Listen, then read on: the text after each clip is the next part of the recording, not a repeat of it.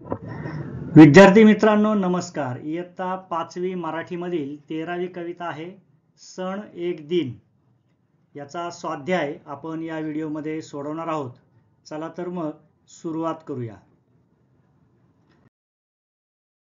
प्रश्न 1 आहे, एका वाक्यात उत्तरे लिहा। त्यातील अ प्रश्न आहे, बैलांच्या कपाळावर काय बांधले आहे? उत्तर आहे, बैलांच्या कपाळावर बाशिंगे बांधले आहेत। प्रश्न आ आहे, अवखळ कोण आहे?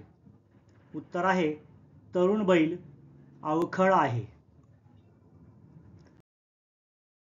प्रश्न ई आहे, बैलांच्या गळ्यात काय आहे?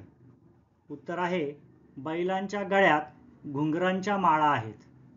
त्यानंतर प्रश्न ई आहे, झुलीखाली काय असेल असे कवीला वाटते? उत्तर आहे, झुलीखाली चाबकांचे वळ असतील असे कवीला वाटते। प्रश्न उ आहे, वर्षभर बैल काय करतात? उत्तर आहे, वर्षभर बैल मालकासाठी ओझी वाहतात। पुढे प्रश्न 2 आहे, 2-3 वाक्यात उत्तरे लिहा। त्यातील अ प्रश्न आहे, या सणाला बैलांना कसे सजवतात? उत्तर आहे, बैलांची शिंगे रंगवतात, त्यांच्या कपाळावर बाशिंगे बांधतात, पाठीवर ऐनदार झूल चढवतात, गळ्यात घुंगुरमाळा घालतात। अशा प्रकारे बैलपोळा या सणाला बैलांना सजवतात। प्रश्न आ आहे, बैलपोळ्याच्या दिवशी बैलांना कसे मिरवत नेतात? उत्तर आहे, बैलपोळ्याच्या दिवशी बैलांना सजवतात, वाजंत्री वाद्य वाजवून व लेझीम खेळत त्यांना मिरवत नेतात। ई प्रश्न आहे, बैलाला वेसन का घातलेली असते? उत्तर आहे, बैलांनी मान झटकू नये व सरळ चालावे, तसेच त्यांनी उधळून जाऊ नये म्हणून बैलाला वेसन घातलेली असते। प्रश्न ई आहे, सण एक दिन असे कवी का म्हणतो? उत्तर आहे, बैलपोळ्यालाच फक्त बैलांचे कौतुक व लाड होतात, बाकी वर्षभर त्यांना ओझी वहावी लागतात, त्यांच्या पाठीवर चाबकाचे फटकारे मारले जातात, म्हणून सण एक दिन असे कवी म्हणतात।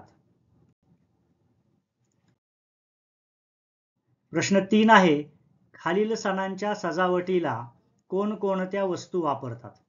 त्यातील अ मध्ये पहिला सण आपल्याला दिलेला आहे गणेशोत्सव। गणेशोत्सवाला सजावट करण्यासाठी कोणकोणत्या वस्तू वापरतात ते आपल्याला लिहायचं आहे।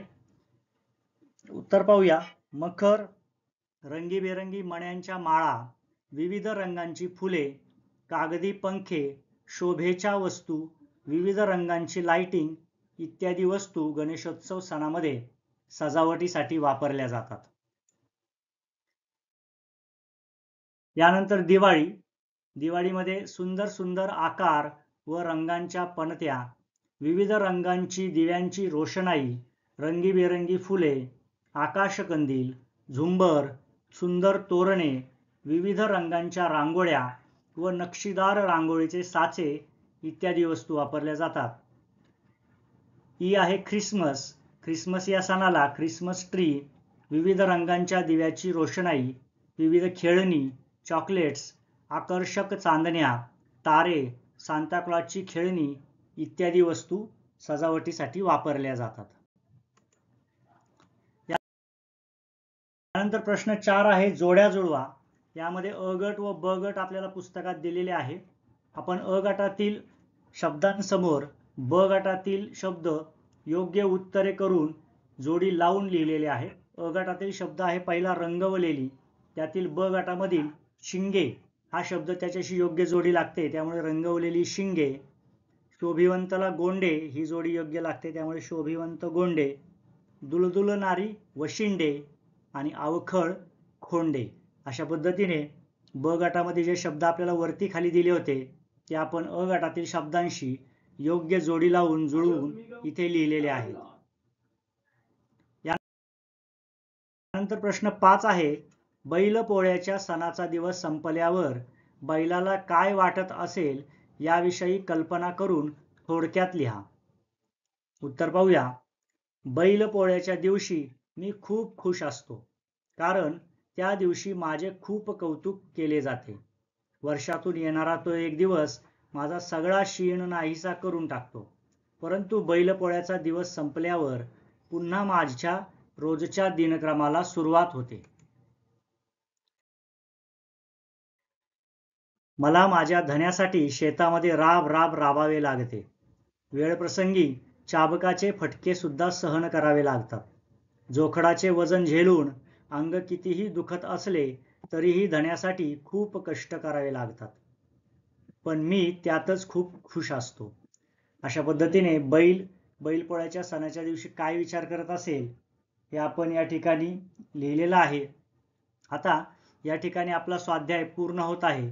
कवितेच्या स्वाध्यायामध्ये आलेल्या सर्व प्रश्नांची उत्तरे आपण इथे पाहिलेली आहेत. या सर्व प्रश्नोत्तरांचा व्यवस्थित अभ्यास करा. सुंदर हस्ताक्षरामध्ये यांचा आपल्या वहीमध्ये लेखन करा. धन्यवाद.